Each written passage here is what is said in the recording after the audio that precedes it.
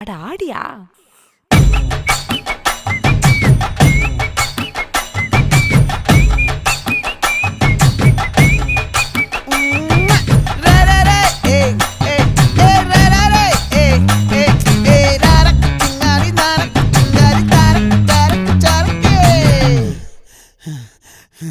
விளைஞ்சிருக்கும் என் வெத்தலை கொடி, அட வளைஞ்சிருக்கும் ஒரு சன்னல் வெடி, தோட்டா ஒரு கண்ணால தொலைஞ்ச ஒரு பொண்ணால வாக்கா இந்த வம்பால வல விரிச்சிட வந்தாளே.